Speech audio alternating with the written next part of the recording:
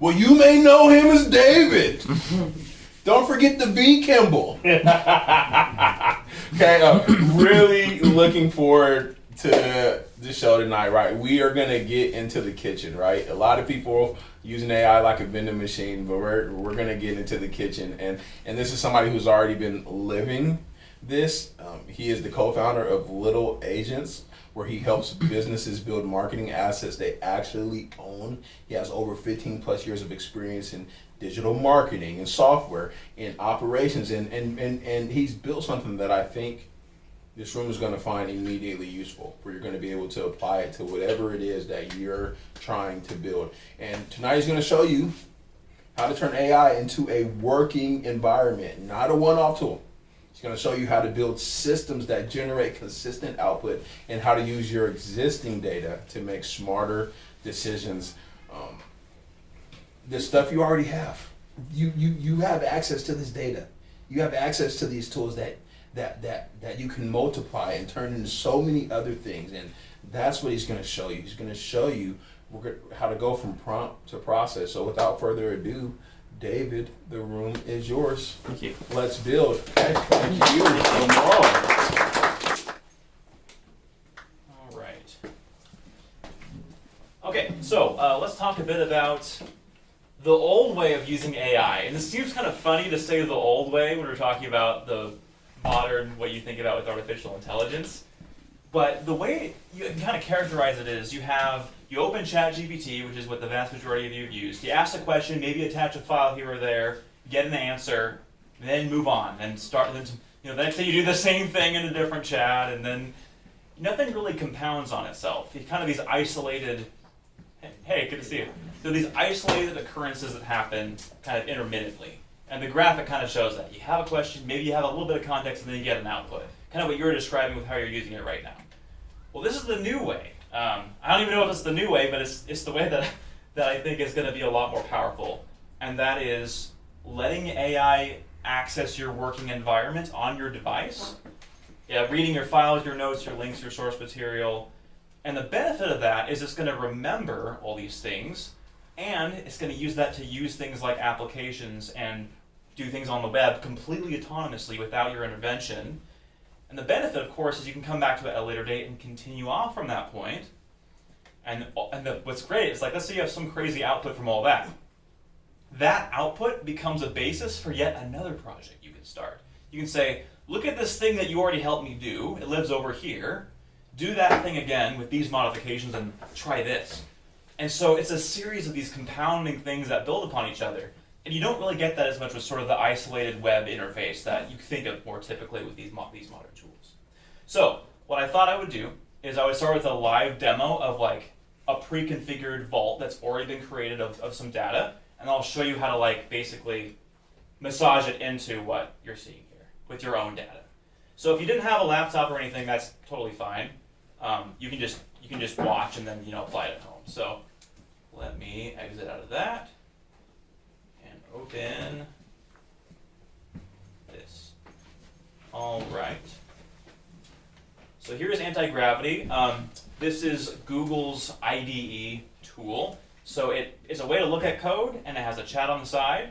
Those details aren't super important. The reason why I recommended Antigravity is because it's a really easy way to point at a folder on your computer and then have a chat interface to look at those files. That's really the only reason I suggested it, and you just use a free Google account. So what I'm going to do is I'm going to use this prompt. I'm not going to explain a ton of it. I'm just going to show you in real time.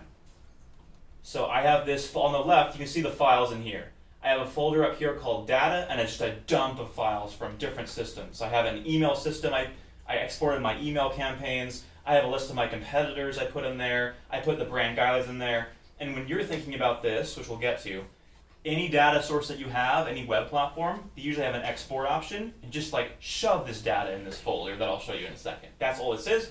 And then these are some organized things that AI has helped me come up with, which I'll walk through. But this is saying, based on everything in this folder, visit this website and store information about this competitor. And so we're going to let it run its course. And what it's going to do is it's going to look at all the context that I've given it. And it's going to say, okay, well, looks like this is about lilAgents, which is the name of my organization. And it's going to, by itself, you can just see it open a web browser on its own. And it's going to go to this competitor website that I've identified, which it's doing. It's going to look at the copy and say, oh, how is this different than you? Where are its strengths? What are its weaknesses? And it's going to give me an evaluation saying, hey, this is where it's probably stronger than your brand, and here's where you're stronger. And it's going to make recommendations on how I can improve my copy or an email campaign or whatever output that it decides to come up with. But the really powerful part about this is that it is doing this on its own. I could enter that prompt, say, hey, do this research for me, look at this, and it can be visiting these websites for me, reading the web pages, taking screenshots, and taking notes down, and it's going to give me an output at the end of it that's going to be useful. So we'll let it kind of do its thing for a while. Let's see what it's doing here. Okay, so look at it's going through something right now. Oh, that's interesting. Permission restrictions. One thing about these AI things is you can't really predict what's going to happen all the time, so you kind of have to roll with the punches sometimes. But it looks like it's doing it okay. Okay, so I've completed the competitor analysis. So I'm going to expand the chat a little bit on the side here. All right. So here's the comparison. Here's lilAgents. It's an ownership first model. Coalition Technologies is performance first. Tech Mode is open, portable, forever stack. This is proprietary. So it's comparing this. Asset growth and control, e-commerce scale, and social proof. And so it actually added to my list of competitors. So let's see how it added it. I'm going to preview what this looks like. So I originally had higher visibility, grow and convert, and it just added this coalition technologies. It listed the services, the positioning, what they emphasize, and an honest comparison. Here's where lilAgents is stronger. Here's where the competitors have an advantage. This is all really helpful to figure out what we should be anchoring on, what messaging should be using, and from a marketing standpoint, this is gold. And I can do this at scale with as many competitors as I want, and I can do aggregate reviews of that. I can take this competitor list and say, spin up a new service that is completely untapped that they're not thinking about, and one that maybe we can have an advantage in. So that is the quick demo of what's possible with something like this. So I want to go back to the deck and talk about the 5-step process to get here. So number 1 is capture. So like I mentioned before, you probably have a bunch of proprietary data and things that you have access to in the tools that you use or just internal documentation or whatever you have, even if you just done some scratch notes for something for an idea that you have or a side hustle or your business or what have you. Make sure all those things are captured. If you have I'm trying to think of a common tool that really, if you have a CRM like HubSpot or if you have even a spreadsheet you've been keeping track of, that is a valid data source that you can pull from. So capture that. Then centralize it. So take all those things, put it in one spot so that you can take AI, point a folder to it and say, here are all your sources. Then you can extract the things from those sources, the themes, the patterns, the insights, the opportunities, and then you can execute. So like we saw with the browser opening up and firing, and from that you can actually generate reports. You can actually do autonomous outreach, so you can have your AI submit forms for you, which is pretty wild. And then of course it's going to remember these things. If you say, remember the key learnings and store them in this file, in this folder, the next time you pick this up and you go, I have 5 more competitors I want to research, or you say, I want to consider a new product idea, it's going to be able to continue off from that. It's not going to forget everything that you said, and it's not going to have a panic attack. Okay, and this has a lot of implications. So not just business owners, which is sort of an example that I just showed you, but also for creators. So if you have your body of work accessible, you can say, what are some more things I can create? Was there a series I can create based on these things I've created? Gemini, for example, is really good with parsing video content if you do a lot with video. Consultants you can gather all your client materials. I guess there should be a caveat here. I'm not a lawyer. So if there are legal implications to using customer data, you should probably have that in order first. But assuming you have permission, you can spot patterns in client materials and generate recommendations for your clients. And they're going to think you're a genius, right? And of course, you can share these practices with them too if you want, just sometimes they don't want to go to all the trouble. And then lastly, for operators. So it's great for playbooks, for documentation, stuff like that. What's great is you can store things in markdown files that are readable for humans, but also readable for AI. So you get a double whammy there. And that's really nice for operators. Okay, so now we're going to go through this process. Those of you that have laptops, now's a good time to open them. And whatever files you happen to have, it's okay if you don't have anything. You could maybe, take a second to do it. And you don't have to follow along in real time with me, but just to have it open if you want to make sure you're signed into Antigravity or whatever pre-steps you want to do, you totally can. To when we actually do it in the building portion of this event. But the rough idea is you're going to think about every tool you have access to. Think about the data that you have. Is it an email system? Is it a CRM? If it's just your website and having a link to your website, whatever is helpful, and just start gathering that. All right, so let's see. Yeah, so this is the moment where I'm going to exit this. And so what I just showed you was the demo folder, where it has a folder called data. This is a raw dump of a ton of stuff. I use an SEO tool called Semrush, and that measures how I'm doing on my keywords. So I took all those all that keyword data and dumped it in here. I took a chart from our email platform. So we use this, we run outbound email. This is a chart from that, so I added that here. I've got some brand guidelines made by our very own John in the back. He's my colleague. Thank you, John, for these guidelines. Things like what are our brand colors. It might be a little bit out of date, but that's neither here nor there. You guys don't care about that. And so it has that as a context bit.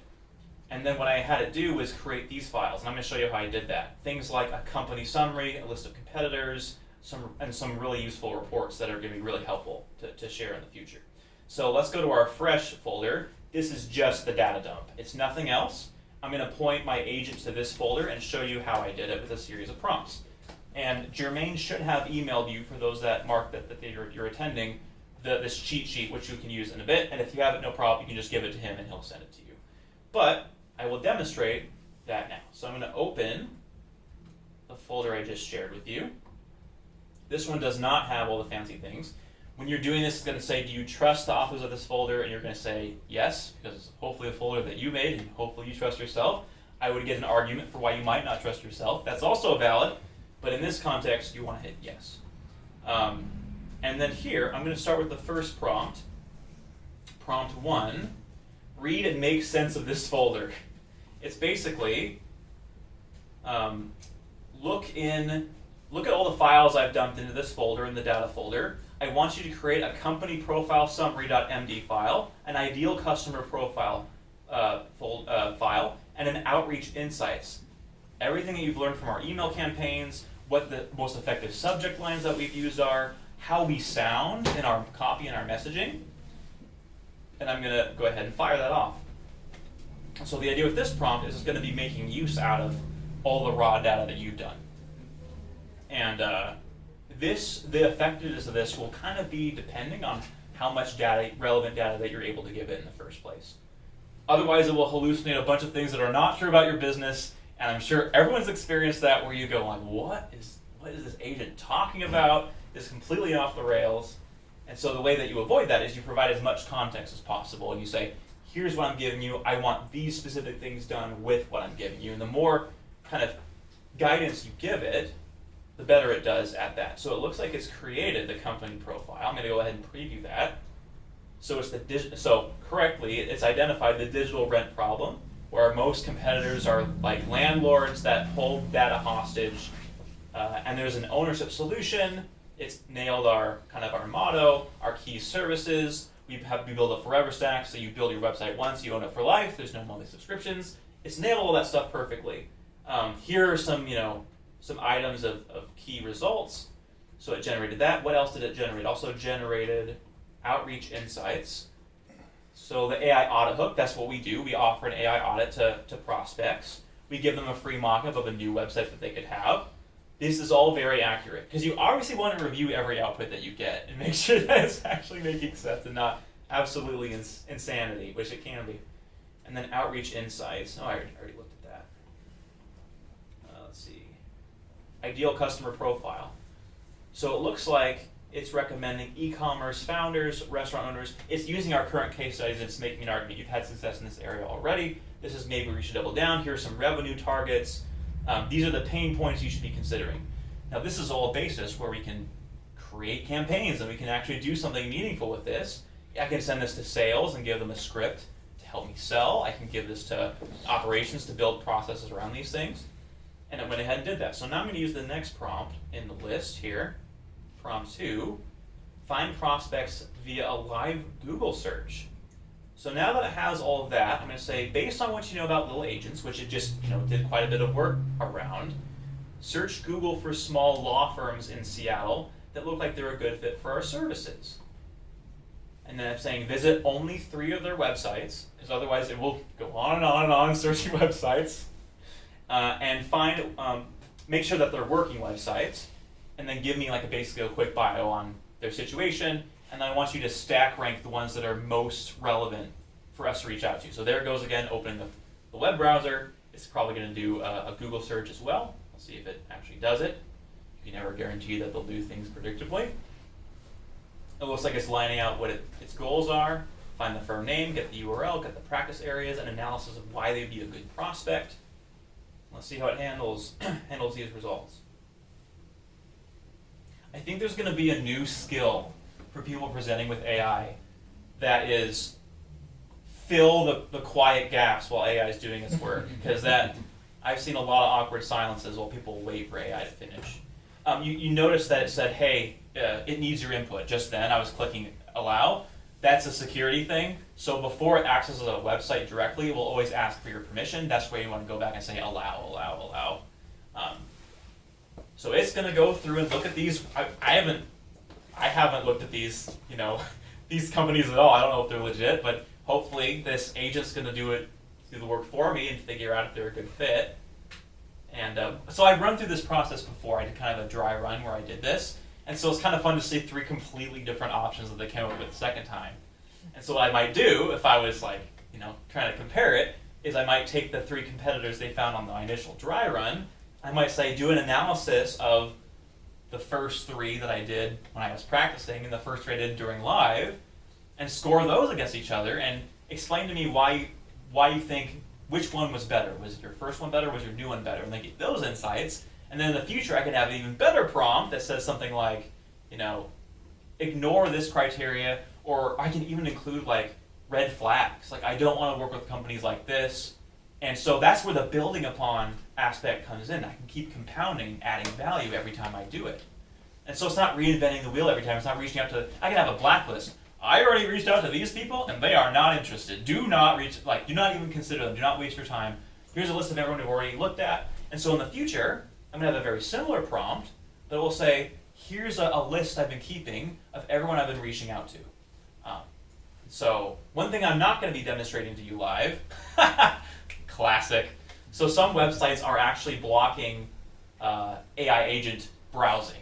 So in this example, it tried to look at this research of Yelp, and it's this very ominous message, you have been blocked, which I think has to do with it detecting that AI is being used to look at this page. So it's going to be interesting to see how this deals with that. I haven't seen this before.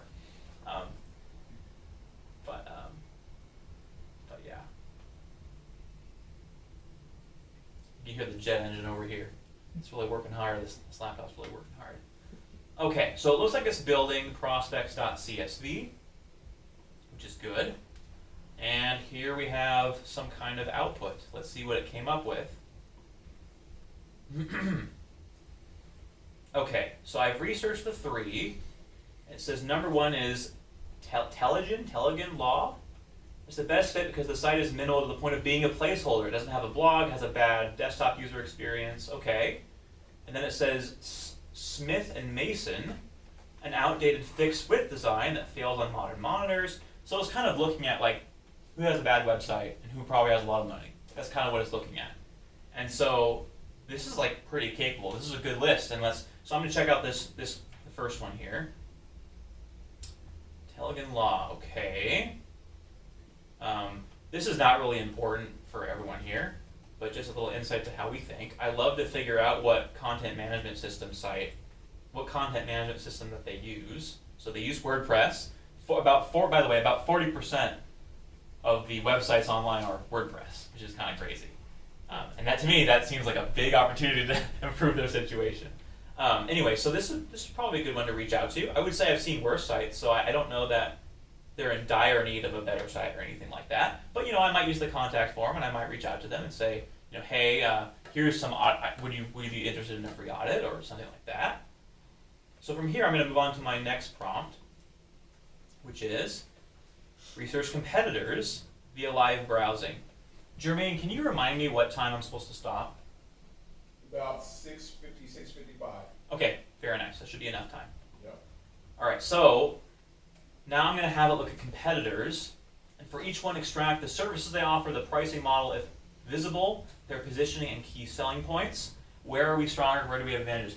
This is the first prompt that you guys saw earlier, but that's where I had everything already built out and was adding one more competitor. This is looking for competitors basically from scratch.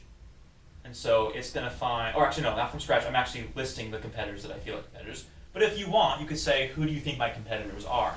And what's useful is if you include data from Semrush or something else, sometimes that data is in there, and it's going to be able to say, oh, based on the data you've provided, it looks like these are your key terms. I'm going to go ahead and do my own search on these key terms and see what comes up. So it can build its own, knowledge base based on that. So it looks like it's looking at both higher visibility and grow and convert. And it's right now it's visiting those websites, and it's going to build a list for me for that. So actually, because you guys have already seen it happen, and it's extracting the DOM elements, which is a technical term meaning that it's extracting the content from the site. And I'm actually going to stop it prematurely because I have already gotten an analysis from a previous session that I'm just going to copy in, which is right here. I'm going to throw it in. And then I'm going to do my next prompt, just to kind of speed things along, because I want to make sure that I have time for this one. This is where things this is where the output really begins. So I have, based on everything you gathered, create a single HTML file called prospect report and save it to this folder, make it look professional and clean. I want the inline header to say Prospect and Competitive Intelligence Report. I want a section listing the top 3 prospect law firms that you found earlier. I want you to do a comparison table, us versus each competitor that you've identified. And then I want a personalized outreach email draft for the #1 prospect firm that you've identified. So it's working on that right now. And the benefit, you might say, well, why are you generating an HTML file? Well, the benefit of that is you can view it and then make really easy updates to it, and then you can print it to a PDF to send to somebody else. So if you have someone that you're reporting to that wants some kind of competitor analysis, or if you have a customer that wants to have this research done for them, you can build this HTML file. And the only reason it's HTML is because it's very easy for tools like this to manipulate. It's not necessarily for you to mess with, but then you can print it to a PDF and make it really presentable and look really nice, pretty trivially. And it's been the most effective way to do that in my experience. So I'm curious what it put together. Let's see what this prospect report looks like. And yeah, we'll open it with Firefox.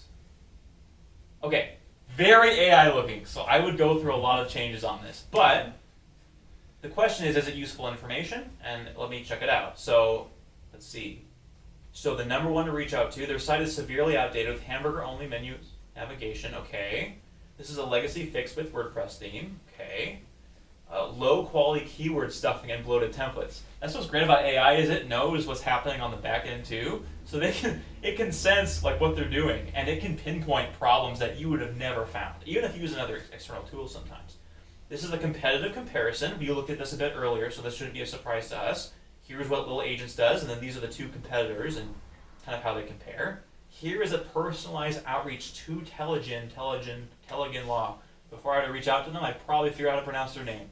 I'm going to copy this, and I would theoretically modify it, and then I would send it to them. And I'm just going to review it. I was looking at your environmental law practice. I noticed something that's probably hurting your conversion. This is hilarious. You are using a hamburger menu on the desktop version. Meltdown. This is the worst thing in the world. You're using a hamburger menu on desktop, you're getting no leads. I would obviously not lead with that. And I would say, I would challenge. I'd say, hamburger menu is probably not the end of the world. Can you find a better angle, And I'd find one that's good. But the point is, it was able to scrape and get all that information for me really, really nicely.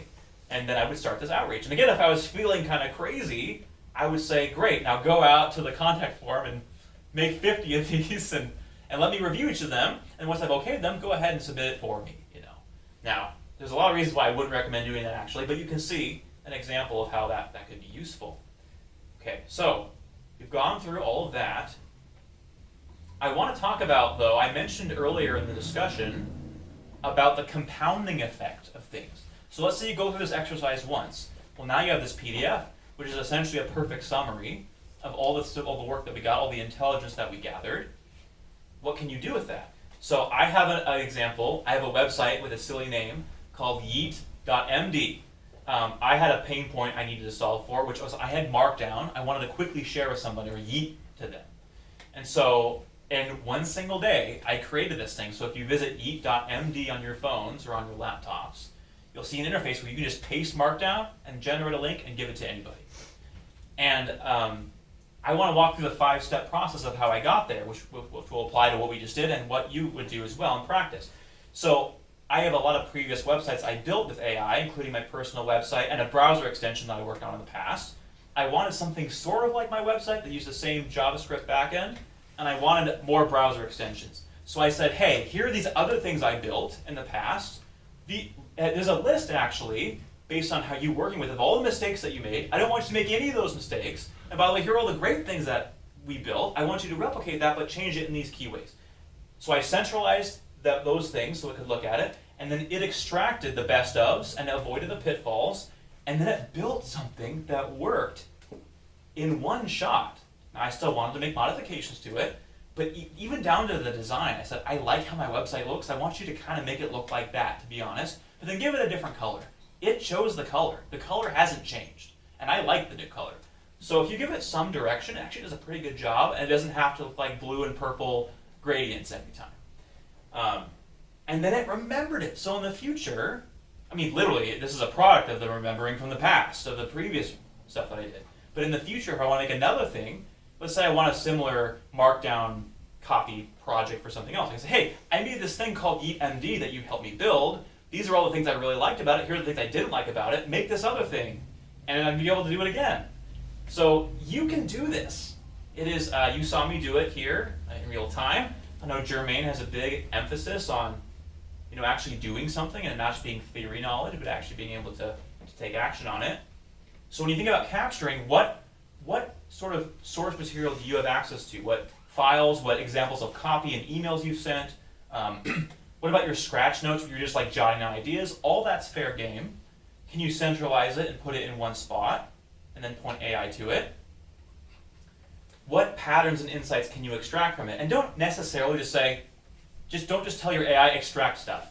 Think about what you want to extract from it based on your goals, and then execute. You saw the browser open. It can do things autonomously. One thing that's sort of outside the scope of this discussion is connecting it to other tools. So browser's not the limit. It can do far more than the browser. It can open your CRM. It can connect to your email, your calendar. With great power comes great responsibility, but those are all on the table. What would you like to get done? And then lastly, what are the key learnings you're getting that you want to remember for the next time?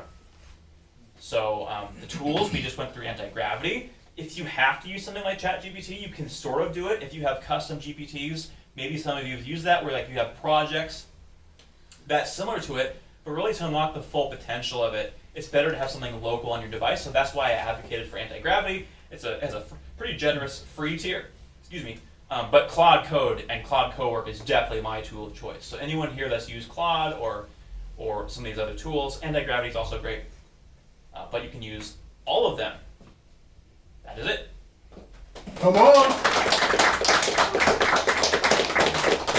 Before you guys start building, I'm certain people have questions. Sure. Please ask a couple questions so to make sure you're on point, and then we'll let you guys go build. There's so much space around here. I also sent the email to everybody with the documents you spoke about. If you did not receive that email with the Google folder, please come and speak to me, and I'll make sure to share it with you. And I'll open the floor for some questions for David. And after that, you guys are free to build, and I'll come harass each and every one of you during that session and just see what you're building, ask questions, and just really grateful for you all being here. It could be on anything I touched on. It doesn't have to be on something specific. Yes, Started building with anything to do with OpenClaw yet? I have. Okay. I've actually stopped using it in favor of Claude Code. I'm going to sit down for the sake of the video, but I still want to see. Stand up, David. I want to be in the frame for the video, selfishly. I don't need to decapitate it. That's fair. It happens. Yeah, so I started with OpenClaw, and the promise of it was great, but I noticed it was one thing that AI hype bros, I would name myself among them, to be clear. But one thing that we get wrong is we kind of get the sense of, anyone can use it. No, you need a certain technical prowess to get things running. And I would say that's true with OpenClaw in particular. I spent a lot of time babysitting it and trying to kind of get it to be in a good spot. Mm-hmm. So I personally found Claude Cowork and Claude Code specifically to be a more capable version of it. But if you have ways of using OpenClaw, I would love to hear about them. Yeah. I started doing it just on my personal computer because I have a gaming laptop, so I have like enough GPU power and RAM power to sort of switch in between like all the RAM that I have. Sort of sandboxing it with it, it's found like very, very capable. Especially once I would do the planning with a higher model, so like Opus 4.6, Yes. and then have Sonnet, and then all the other agents that I would spin up either in Sonnet or Haiku, especially as my cron jobs or as my scheduled tasks. Yes. And then it's magical when you're able to multi-swarm with multiple agents on your own computer, and you're able to still set up a somewhat, I would say, safe network or like framework. And now I'm just utilizing it on an actual server, a head server. I have all the ports closed, but I have my own server. I can port in anywhere I need to on my own computer or my own devices. Tap that onto Telegram, and now I'm using it to actually like run my businesses and like give me advice, and just like switching between the different tiers and sandboxing and everything that is magical with it. That's great. I'm so glad it's worked for you.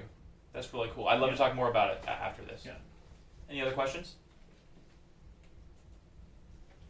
What are the other use cases for anti-gravity? Antigravity is primarily like a development tool. So really it's for things like building software, building websites and things like that. But the reason why I like it is because it just has such a generous free tier. And so if you want to generate reports and you have a lot of data you're working with, because a lot of these web tools have like a limit of attachments. You can only do 10 attachments at once or whatever. But why I like Antigravity is it lives on your system and it can kind of be building something on your system. So that's why I really like it. Yeah. What's the difference between a markdown file and like just a regular text file? It's a good question. Not much. Markdown is really just plain text. There's a broader question of why does AI like to read Markdown and not just plain text or HTML? And the answer is HTML, there's too much fluff in it. So if you've seen HTML, you've got like these brackets, and you've got like an opening one and a closing one. Markdown is far more simple. And also, if a human were to look at HTML, they wouldn't understand what they're looking at. But if you look at plain text Markdown, you see like the hash symbol, oh, that's a heading, and it kind of has this visual way of working. AI works the same way, so it's less cluttered than HTML, but there's still more structure than pure plain text, where it's just text. If you have like those headings and you have a little bit of formatting, that actually helps the AI process it better. Follow-up question. You were previewing the markdown files. What command are you using to preview them? Control-Shift-V. Okay. And that's universal to any VS Clone fork, so Antigravity, VS Code, Cursor works that way as well. Gotcha. So,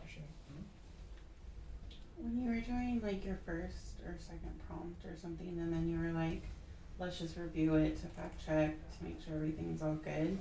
What if it's not? Like, are you going in and manually changing, updating that yourself, or are you going in on like the AI side or whatever, Right. and you're like, wrong, do it again, Right. sort of thing? It depends on how wrong it is. Oh. If it's very wrong, I go, try again, buddy. If it's sort of wrong, I kind of go in manually. But imagine like I used to just do it manually every time. And I was like, what am I doing? I don't need to do it manually every time. You can kind of change the big things first, and then as the edges are kind of the more rough parts, then you can finesse those, and you're doing less work, but it still has that polish element. And so when you make those edits, are you doing it right then in that program, or like do you have to open up those files? It depends on the kind of work that it is. If it's something that I'm going to read, I like to use that preview view that I was showing you. I actually use an app called Obsidian, and so I open it at Obsidian. It's got a really nice preview view, and Obsidian's a note-taking app. And all Obsidian does, very much like what we saw with Antigravity, you open a folder and it shows you everything in the folder. So I have Obsidian point to the same folder as Antigravity or Claude, whatever you want to use. And so in real time, Obsidian updates with whatever the AI is doing. So I can use Obsidian to more nicely edit things. It looks nicer, it's easier to use than the raw text stuff that you were seeing on the screen. So Is that the primary reason why you use Obsidian? Is just because of the preview? the main reason I use Obsidian is because I care about longevity, and I don't want my stuff being stored on someone's servers and the company going bankrupt. That's the main reason I use it. It's an open system. It's not technically open source, but everything that it creates is a pure markdown file, which happens to be what AI uses. And so I can use the two in concert, and they work beautifully together.